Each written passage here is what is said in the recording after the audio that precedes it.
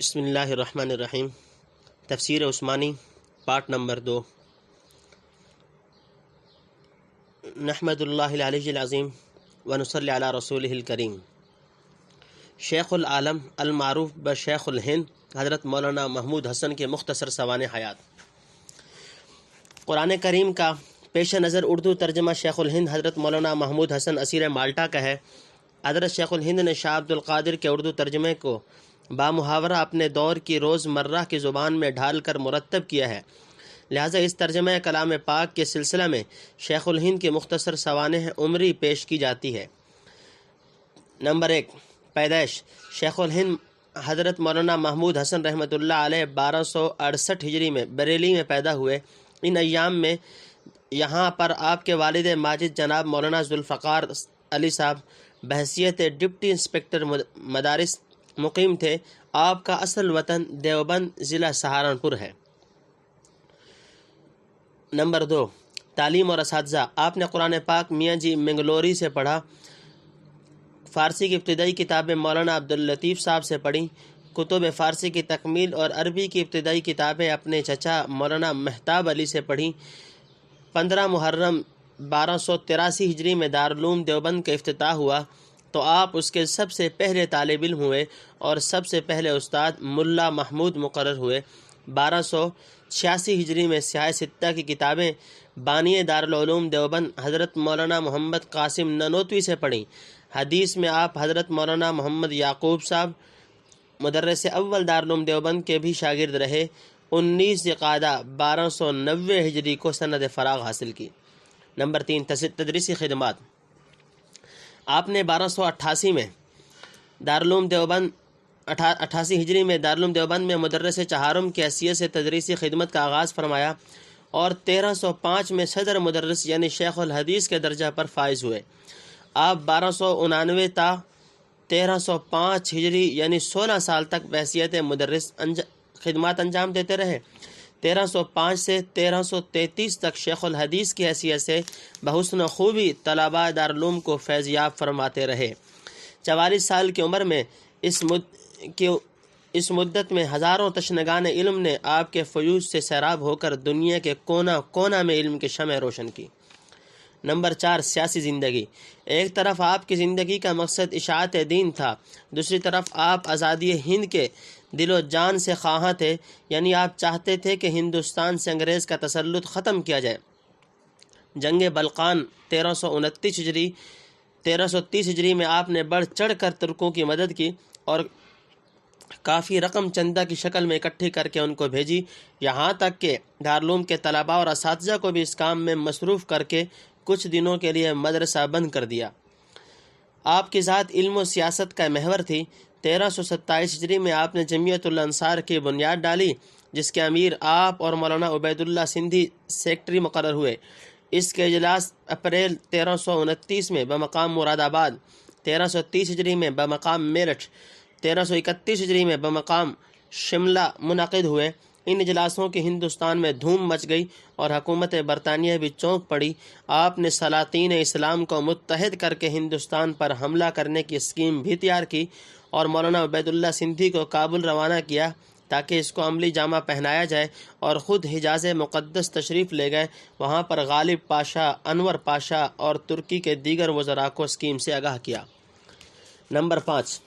اسیری مالٹا اور تکمیل ترجمہ قرآن: آپ اپنی اسکیم سے آگاہ کرنے کے لیے خود ترکی جانے کا عزم رکھتے تھے، مگر طائف میں آپ کو گرفتار کرا دیا گیا۔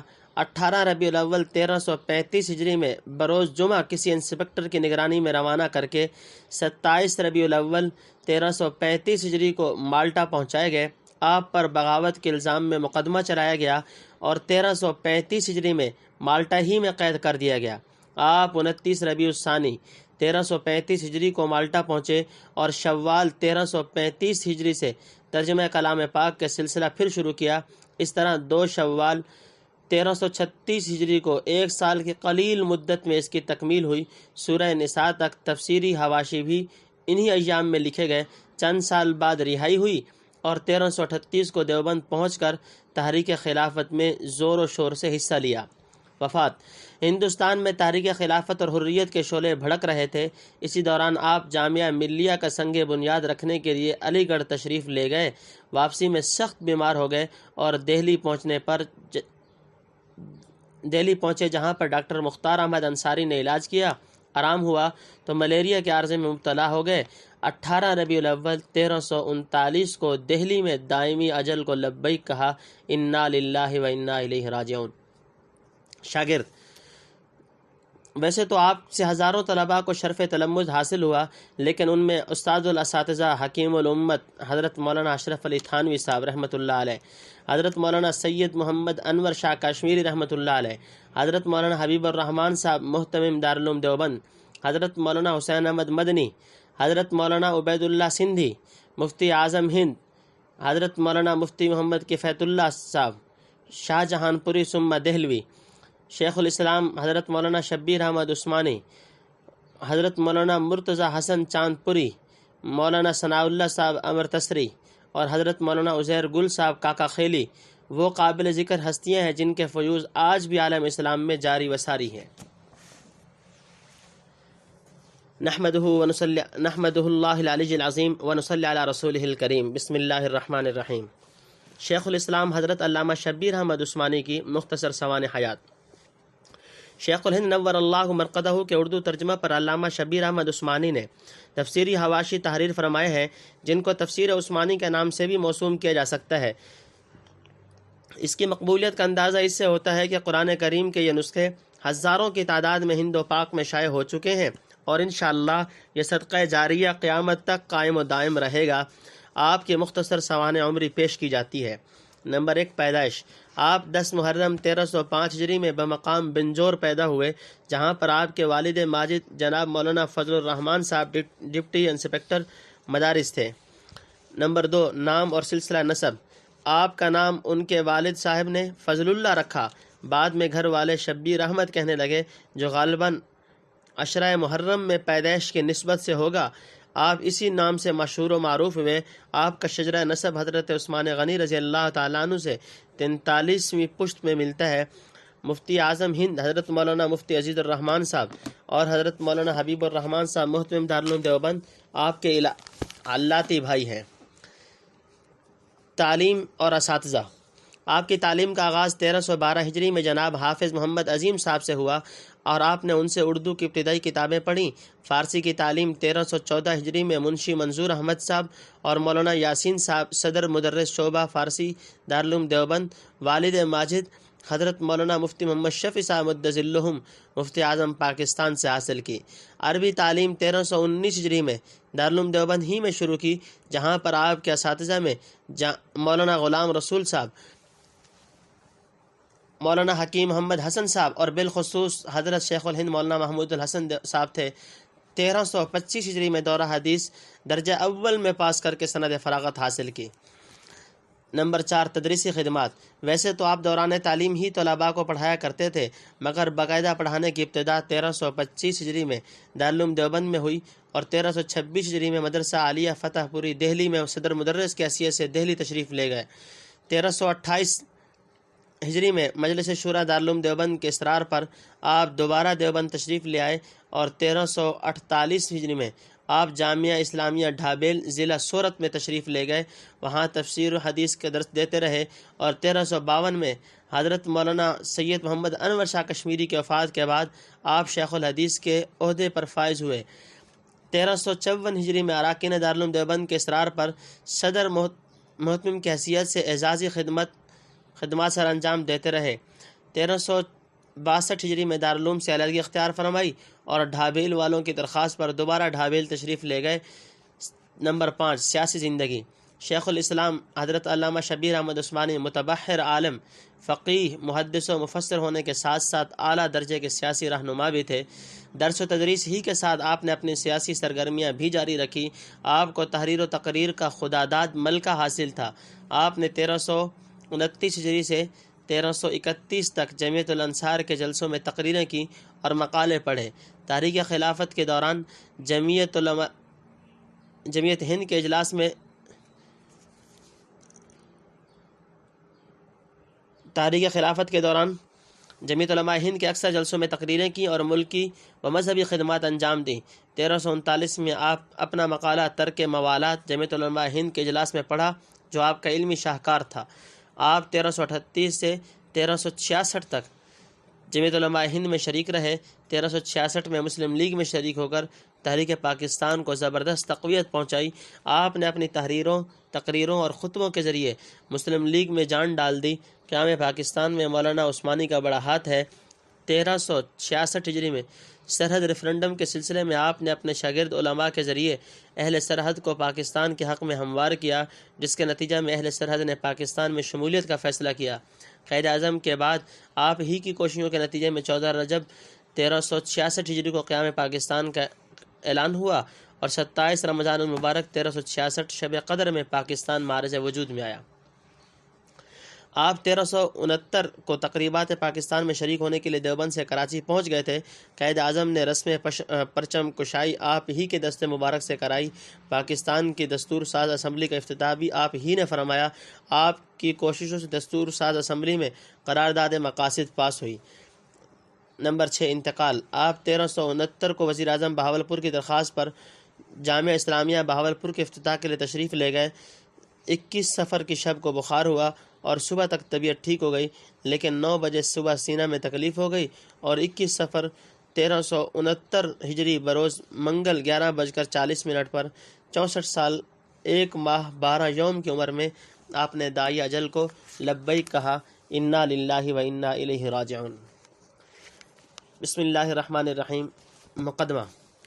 خدا در انتظار حمد مانیست، محمد چشم بر راہ ثنا نیست، خدا مدح آفری مصطفیٰ بس، محمد حامد حمد خدا بس، مناجات اگر باید بیاں کرد، ببیت ہم قناعت میں تواں کرد، محمد از تو میں خواہم خدا را، خدایا از تو عشق مصطفیٰ را، وگر لب و مکن مظہر فضولی است، سخن از حاجت افزوں تر فضولی است۔ اما بعد، بندہ عاصم و عاجز محمود ابن مولوی ذوالفقار علی دیوبندی ضلع سہارنپور کا رہنے والا غفر اللہ تعالی ولوالدیہ یہ عرض کرتا ہے کہ بعض احباب اور مکرمین نے بندہ سے درخواست کی کہ قرآن شریف کا ترجمہ سلیس مطلب خیز اردو زبان میں مناسب حال اہل زمانہ کے کیا جائے، جس سے دیکھنے والے کو فائدہ پہنچے اور وہ نقصان اور خلل اور لفظی و معنوی اغلاط جو بعض آزادی پسند صاحبوں کے ترجموں سے لوگوں میں پھیل رہی ہیں ان سے بچاؤ کی صورت نکل آئے۔ اس عاجز نے اس درخواست کے جواب میں اپنی بے وضاحتی کے علاوہ یہ عرض کیا کہ اول تو مقدسین اکابر کے فارسی اردو تراجم کے متعدد تراجم موجود ہیں، اس کے علاوہ علماء متدینین زمان حال کے متعدد تراجم یکم بعد دیگر بحمداللہ شائع ہو چکے ہیں، جو لوگوں کو مذکورہ بالا خرابیوں سے بچانے کے لیے کافی وافی و شافی ہیں۔ چنانچہ بندہ کے حباب میں بھی اول مولوی محمد عاشق الہی سلمہ ساکن میرٹھ نے ترجمہ کیا، اس کے بعد مولانا اشرف علی صاحب سلمہ اللہ نے ترجمہ کیا۔ آخر نے دونوں ترجموں کو تفصیل سے دیکھا جو ان خرابیوں سے پاک صاف ہیں اور عمدہ ترجمے ہیں۔ پھر اب کسی جدید اردو ترجمہ کی کیا حاجت ہے بجز اس کے کہ اسماء مترجمین میں ایک نام اور زیادہ ہو جائے اور کوئی نفع نہیں معلوم ہوتا، مگر مکرمین احباب نے اس پر بھی بس نہ کی اور اس اصرار پر قائم رہے تو مجبور ہو کر مجھ کو عرض کرنا پڑا کہ اس وقت تک میرے خیال میں کوئی ایسا نفع نہیں آیا جس کی وجہ سے جدید ترجمے کی جرت اور ہمت کروں۔ اب آپ کے اصرار پر آخر تراجم قدیمہ اور جدیدہ کو بنام خدا غور سے دیکھتا ہے، اس کے بعد اگر کوئی نفع سمجھ میں آیا تو اس کے موافق آپ صاحبوں کے فرمانے کی تعمیل کا ارادہ کروں گا، ورنہ معذور ہوں گا۔ اس کے بعد حضرت مولانا شاہ ولی اللہ رحمۃ اللہ علیہ، مولانا شاہ رفیع الدین، مولانا شاہ عبد القادر قدس اللہ تعالی اسرارہم کے تراجم کو جو غور سے دیکھا تو یہ امر بے تأمل معلوم ہو گیا کہ اگر یہ مقدسین اکابر قرآن شریف کی اس ضروری خدمات کو انجام نہ دے جاتے تو اس شدت ضرورت کے وقت ترجمہ کرنا بہت دشوار ہوتا۔ علماء کو صحیح اور معتبر ترجمہ کرنے کے لیے متعدد تفاسیر کا مطالعہ کرنا پڑتا اور بہت ہی فکر کرنا ہوتا، اور ان دقتوں کے بعد بھی شاید ایسا ترجمہ نہ کر سکتے جیسا اب کر سکتے ہیں۔ پھر بھی کوئی اللہ کا کوئی بندہ ایسا ہوتا ہے تو ہوتا کے کمال علم و تدین کے ساتھ اس مشقت کو گوارا کر کے اس خدمت کو کما ینبغی انجام دینے کے لیے موفق ہوتا۔ حضرت شاہ ولی اللہ رحمۃ اللہ علیہ کو دیکھیے کہ اس بے نظیر علمی و عملی کمالات پر جو انہوں نے اپنے اوپر حق سبحانہ و تعالیٰ کے انعامات متعدد رسائلوں میں بیان فرمائے ہیں۔ ان انعامات عظیمہ میں یہ ترجمہ مسمى بفتح الرحمن بھی داخل ہے، اور عاجز نے اپنے بعض مرحوم بزرگواروں سے سنا ہے کہ مولانا شاہ عبد القادر رحمۃ اللہ علیہ جب موضح القرآن لکھ چکے تو فارسی کا ایک شعر تھوڑا سا تصرف کر کے اس طرح پڑھتے تھے: روز قیامت ہر کسے باخیش دارد نامہ، من نیز حاضری میں شوم تفسیر قرآن در بغل۔ اس سے ان حضرات مرحومین کا کمال علم تدین تو معلوم ہوتا ہی ہے، اسی کے ساتھ قرآن شریف کے صحیح تراجم کی عظمت اور ضرورت بھی ظاہر ہوتی ہے۔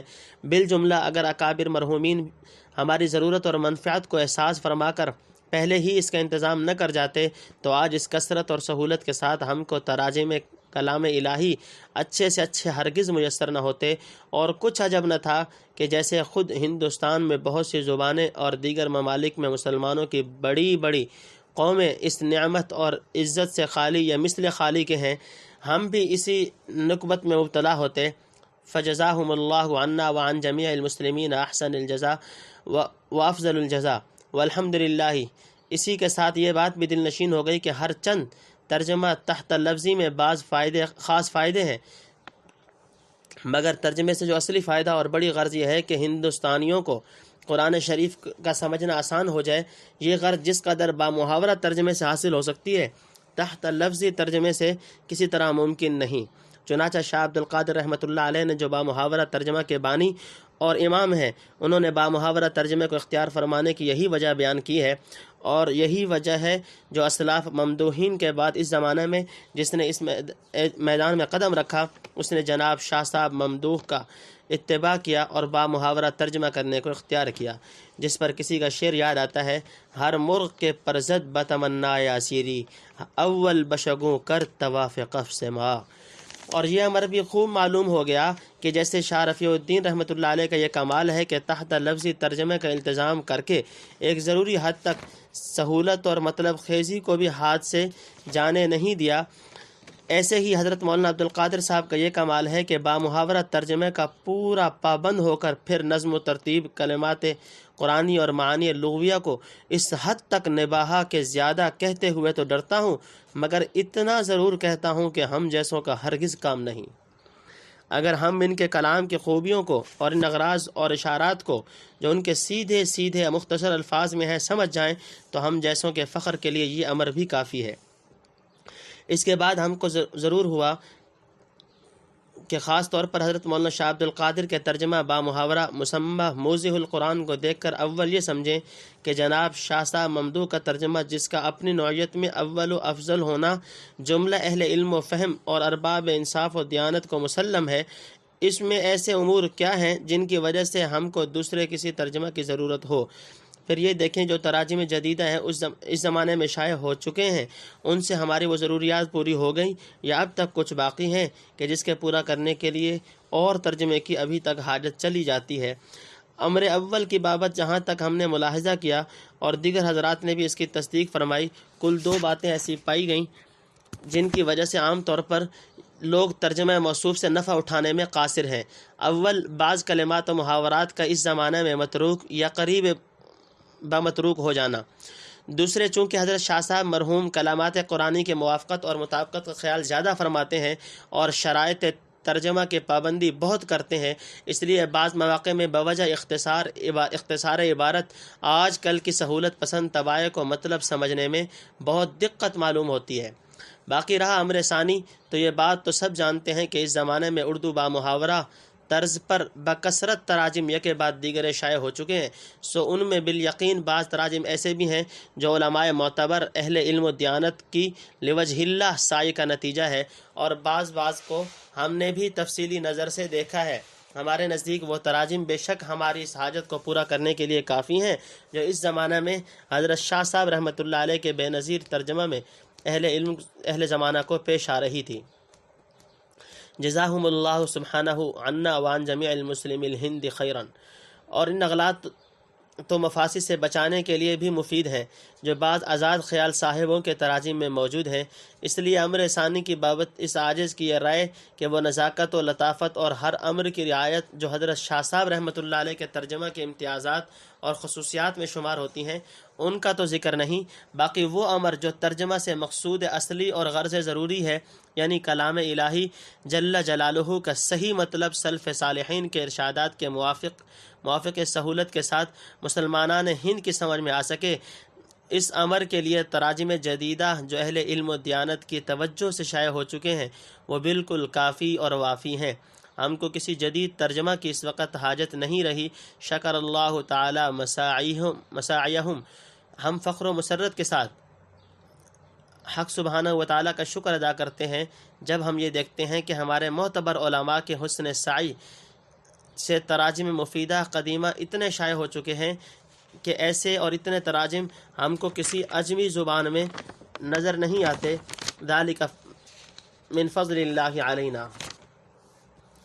اب اس کے بعد یہ بات تو الحمدللہ ہم کو خوب محقق اور منقع ہو گئی کہ تراجم موجودہ صحیحہ معتبر کے ہوتے ہوئے ہمارا جدید ترجمہ کرنا لہو لگا کر شہیدوں میں شامل ہونا ہے، جس سے نہ مسلمانوں کو کوئی نفع معتبر پہنچ سکتا ہے نہ ہم کو، بلکہ جب ہم یہ خیال کرتے ہیں کہ ہمارا جدید ترجمہ کرنا گویا زبان حال سے یہ کہنا ہے کہ تراجم موجودہ میں کوئی خلل ہے جس کا تدارک کیا جانا ہے، یا بعض تراجم میں کوئی خوبی یا منفعت زائد ہے جس کی وجہ سے جدید ترجمہ کی حاجت ہوئی، تو ہم کو جدید ترجمہ کرنا فضول سے بڑھ کر نہایت مذموم اور مکروہ تک نظر آتا ہے۔